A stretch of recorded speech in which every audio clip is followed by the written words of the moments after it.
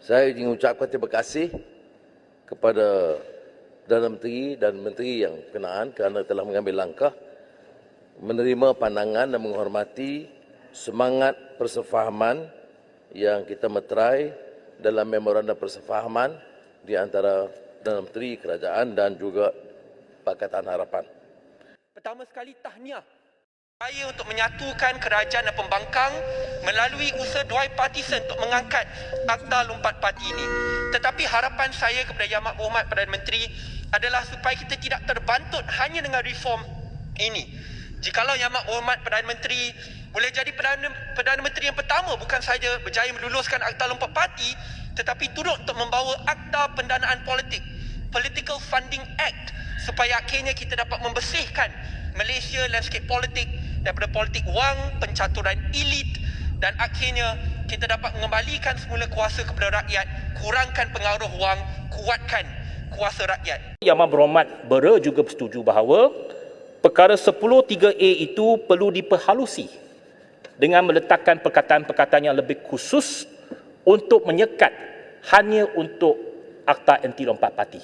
Ia tidak menjurus kepada perkara yang lain. Dan seperti yang dikatakan oleh Yang Berhormat Menteri tadi, kita berharap bahawa sidang khas dapat diadakan sebelum penghujung Mei supaya kita bawa balik pindaan yang diperlukan untuk pindaan perlembagaan dan juga draft Akta Anti Lompat Parti dibentangkan secara bersama.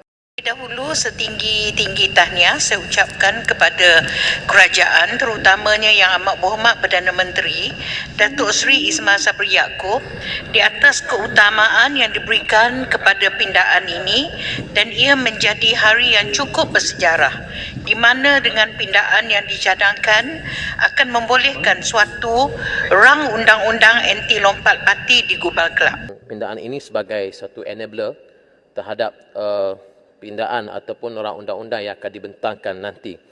Dan sokongan daripada pihak pembangkang pada hari ini menunjukkan bagaimana dalam sejarah keputusan yang besar boleh dicapai apabila kita berunding dengan bijaksana, dan rundingan ini berjaya dilaksanakan. Satu perkara yang menjadi rekod di dalam sejarah bagaimana kerajaan hari ini yang berada dalam majoriti yang tipis boleh mengadakan rundingan begitu baik dengan pembangkang, dan juga bagaimana pembangkang dengan hati yang terbuka telah pun bertindak untuk memberikan sokongan terhadap apa yang dibentangkan oleh kerajaan. Ini menunjukkan bahawa kestabilan ini boleh dicapai dengan rundingan. Tak perlu untuk kita nak buat pilihan raya baru nak stabil. Walaupun majoriti tipis, tetapi apabila berlakunya rundingan, kerajaan tetap stabil.